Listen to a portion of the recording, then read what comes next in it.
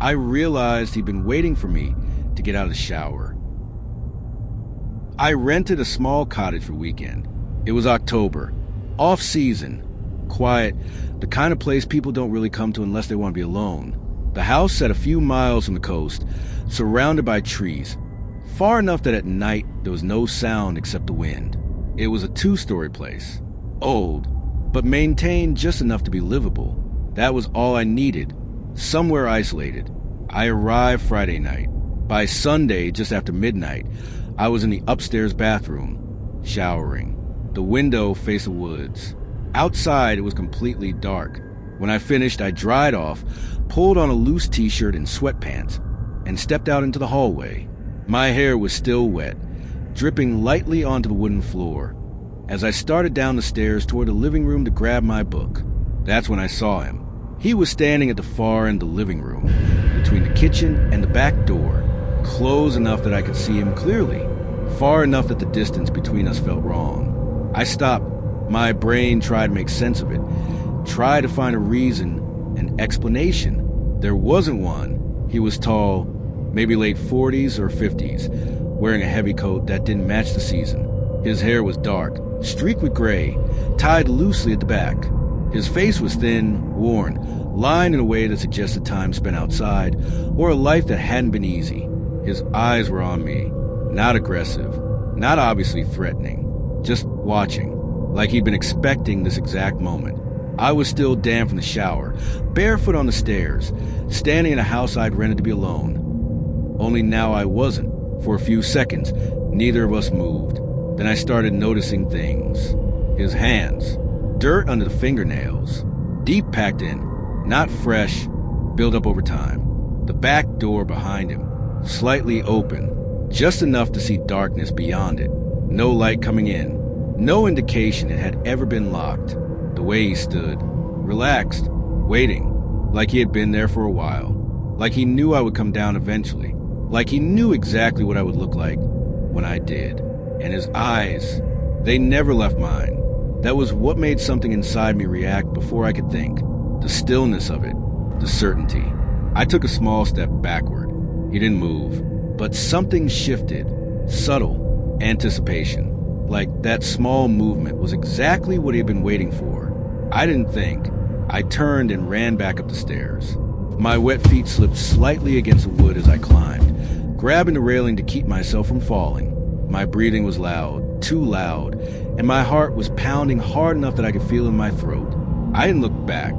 At the top of the stairs, I rushed into the bedroom, slammed the door shut, and locked it. My hands were shaking so badly, I almost couldn't turn the lock. But it clicked. I pressed my back against the door and listened. Nothing. A few seconds stretched longer than they should have. Then, 3 soft knocks. Not loud, almost polite. My phone was on the nightstand. I grabbed it and dialed emergency services. "There's someone in my house," I whispered. "He's outside my bedroom." The voice on the other end stayed calm, asking if I was safe. "I'm locked in, but he's here. He's knocking." Another knock, slightly harder this time. I could feel it through the door. They told me officers were on the way. The knocking turned into pounding. Each hit made the door shudder. The frame creaked under pressure, like it wouldn't hold much longer. "He's trying to get in," I said. I could hear him breathing on the other side. Slow, focused, not panicked, not angry, like he was working. A crack formed somewhere in the frame. Then, sirens, distant at first, then closer. The pounding stopped immediately. Silence, footsteps downstairs, multiple voices, the front door being forced open. "Police, show yourself." Their voices echoed through the house. Movement, searching. Nothing down here. Footsteps on the stairs. Then a knock on my door, different this time. Firm, official. Open the door. "Police." I unlocked it. 2 officers stood in the hallway. They looked past me into the room, then back at me. They asked if I was hurt. I shook my head. They searched the house, room by room. It only took a few minutes before they came back. "There's no one here," one of them said. All the doors and windows were locked from the inside. There was no normal way out. "I saw him," I said. They exchanged a look. Come with us. They led me back into the guest room, to the closet. Near the ceiling, there was a small wooden panel. I hadn't noticed it before. One of them pulled a chair over, climbed up, and pushed it open. He shined a flashlight inside. He went still. There's something up here. They found a narrow crawl space between the ceiling and the roof. Bedding, food wrappers, water bottles, and worse, signs that someone had been living there for a while. Fresh scratches along the inside of the panel, like it had just been closed from above. He was up there, one of the officers said quietly. When we arrived, he went into the attic, then out through the roof access. They searched outside. Nothing, just trees, darkness, silence.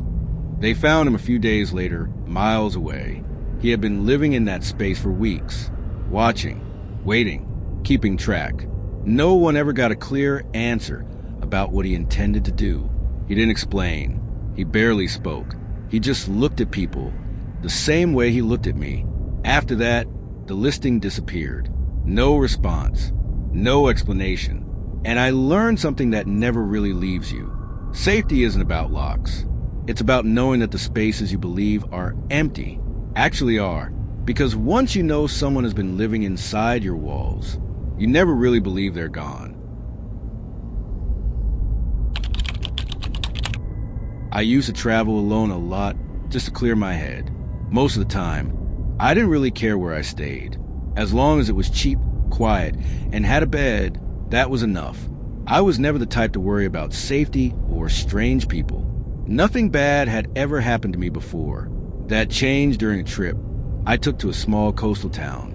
I rented a modest guest house I found online, a row of rooms attached to an older building. It looked a bit more worn than the photos, but still normal enough. The paint was slightly faded. The air smelled faintly of damp wood, and everything felt a little too quiet. Not the usual kind of quiet, but something heavier, like the place wasn't meant to be occupied. My room was simple. A small bed, a desk, a chair, and a bathroom with a dim light. I dropped my bag, turned on the TV for background noise, took a shower, and eventually fell asleep after a long drive. I woke up sometime in the middle of the night without knowing why. My eyes were still heavy, my body slow to react. Then I heard it, a soft dragging sound, faint like something being slowly pulled across the floor. I stayed in bed and tried to ignore it. The place was old. It made sense there could be rats or small animals in the walls. I pulled the blanket up slightly and tried to fall back asleep. Then I heard it again, clearer this time, closer. It sounded like it was coming from near the door. I opened my eyes and stared into the dark. There was nothing there, just shadows. I let out a quiet breath, trying to convince myself it was nothing more than an animal, but something about it felt off. The sound didn't match. It wasn't quick or scattered like a small animal. It was slow, heavy, deliberate, like something was being dragged on purpose. I reached over and turned on the bedside lamp. The room immediately felt smaller. I sat still and listened, but everything went silent again. After a few minutes, I started to feel ridiculous. Maybe I was just more tired than I thought. I turned the light back off. About 20 minutes later, the sound came back. This time it lasted longer. A slow scrape, then silence, then another scrape. I sat up immediately. Now I was fully awake. That wasn't a rat. The rhythm was wrong. Too controlled. Too intentional. Like someone was making sure I could hear it. I got out of bed and slowly walked toward the door. Every step felt louder than it should on the wooden floor. As soon as I reached it, the sound stopped. I held my breath and waited. Nothing. I looked down at the gap under the door. Just darkness. Empty. I was about to turn away when the sound came again, this time softer and much closer. It sounded like something or someone slowly dragging their fingers along the floor right on the other side of the door. I took a step back. My heart started beating faster. There was no reason for anyone to be standing outside my door in the middle of the night. Doing something like that, I locked the door and slid the latch into place, then sat on the bed facing it. I kept the light on. Time felt slow after that. Every small sound made my body tense. the walls creaking, the faint movement of air, but the dragging sound didn't come back. After a while, I started to calm down. Maybe it really was just an animal. Maybe I was overthinking it. Then it happened again. The third time, slower, clearer, and this time different. It wasn't coming from outside anymore. The sound was coming from inside the room. I froze.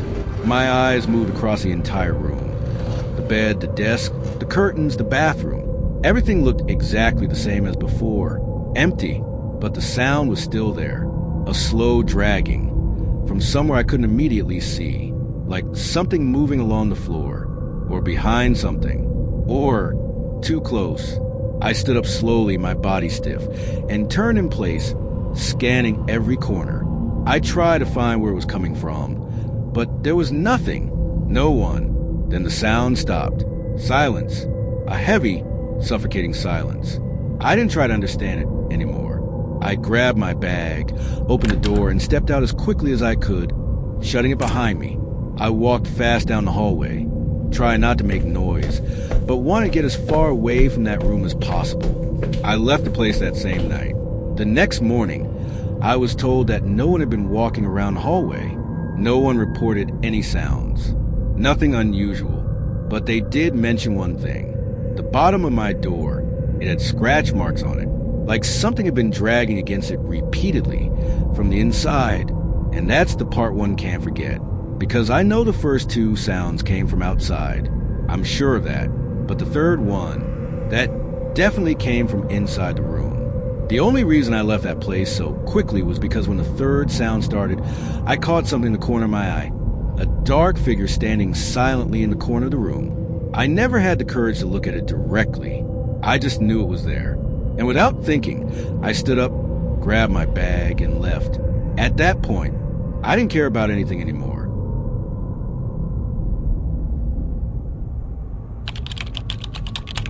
The house smelled like old smoke and rust. I'd rented it sight unseen because the landlord was desperate to fill it before winter, and I was desperate to disappear. The place sat about 3 miles outside of Millbrook, Iowa, just far enough from town that you couldn't hear anything at night except wind moving through cornfields that hadn't been harvested yet. The listing had called it rustic charm. What it actually was, a 2-story farmhouse with sagging porch, peeling paint, and a gravel driveway that announced every visitor a quarter-mile away. Perfect for someone who didn't want visitors. I left everything in Chicago. The firm, the apartment, the people who kept asking if I was okay. I wasn't. I hadn't been for about 8 months. But I was good at pretending. Pretending gets exhausting. So I stopped and I moved to Iowa instead. My therapist called it avoidance. My therapist wasn't here to hear the quiet. So she was wrong. The first 2 weeks were exactly what I needed. No people, no obligations, no performance. I'd wake up, make coffee, sit on the porch, and watch the sky do whatever it felt like doing. The gravel driveway stayed empty. No visitors, no deliveries, no one.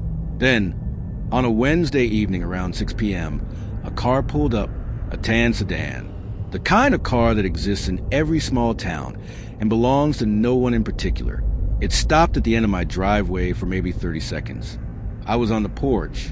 The person inside could see me. I could see them, but the light was fading, and all I could make out was a dark shape in the driver's seat. Then the car backed up slowly and left. I went inside and locked the door. Not because I was scared, just because I wasn't expecting visitors, and unexpected things have a way of disturbing quiet. The next day, the car came back. Same time, same place, same length of stay. This time I watched from the kitchen window while I made dinner. The figure inside didn't move. Hands on the wheel, I think, facing the house. Then they left. I told myself it was someone lost, looking for an address, realizing it wasn't here, driving away. That was all. But on Friday, the car came back again. And on Sunday, and on Wednesday the next week, I started keeping track. Always around 6 p.m. Always 30 to 50 seconds. Always facing the house.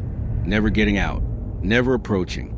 Just sitting there like they were waiting for something. Or waiting for me. By the third week, I stopped pretending it was random. Random doesn't repeat like that. Random doesn't keep a schedule. This was a pattern. I called the landlord, asked if anyone had business with the property, maintenance, inspections, anything. No, she said. Should there be? Someone keeps showing up, just sitting there. A pause. That's strange. I'll ask around. She called back the next day. No one knew anything. Nothing was scheduled. No reason for anyone to be there. You feel safe? She asked. I'm fine, I said. That wasn't entirely true. I didn't feel unsafe. I felt watched. And being watched is its own kind of threat. Because you don't know what the watcher wants. I should have called the sheriff then. I didn't. Instead, I started watching back. Every day at 5:45 p.m., I positioned myself where I could see the driveway without being seen. I watched the car arrive. I watched it sit. I tried to make out a face, a shape, anything that made it real. One evening, I noticed the windows were fogged, like someone had been sitting inside for a while. Before I even looked, I started checking earlier. 5:30, 5 o'clock, 4:30. On Thursday, I found it already there at 4:15, just sitting, waiting. That's when my hand started shaking, not from fear, but from certainty. I wasn't imagining this. Someone was watching my house on a schedule more consistent than my own. The next morning, I called the sheriff. A deputy came out around noon. Young, careful, polite in that way that suggests he thinks you might be overreacting. Has this person approached you? No. Threatened you? No. But it makes you uncomfortable.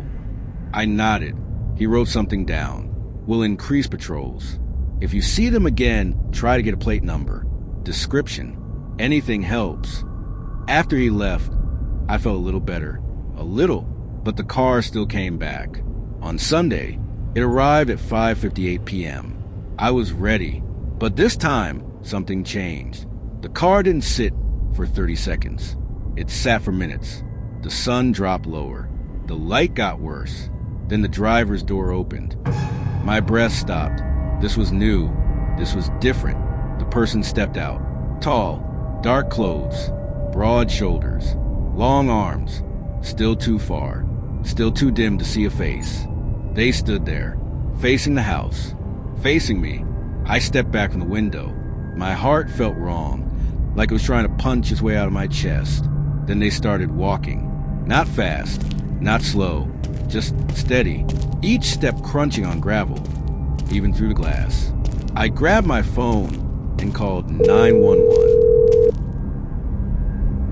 I said, "They're coming to the door. Stay on the line. Officers are on the way."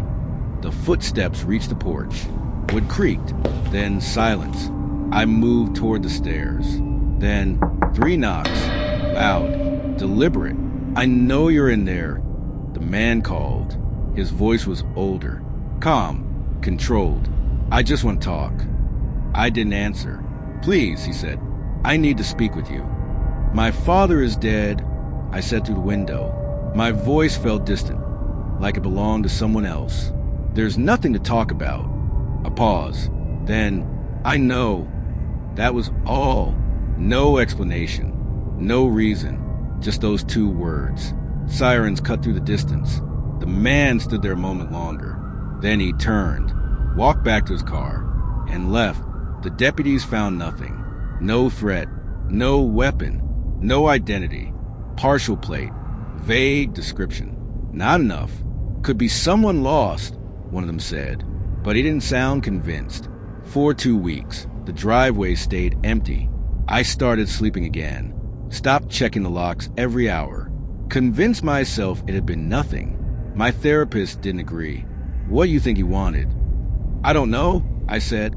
And this time it was true. "He mentioned your father?" "Yes, but nothing else." "That uncertainty is what's bothering you." She was right. It wasn't what he said. It was what he didn't.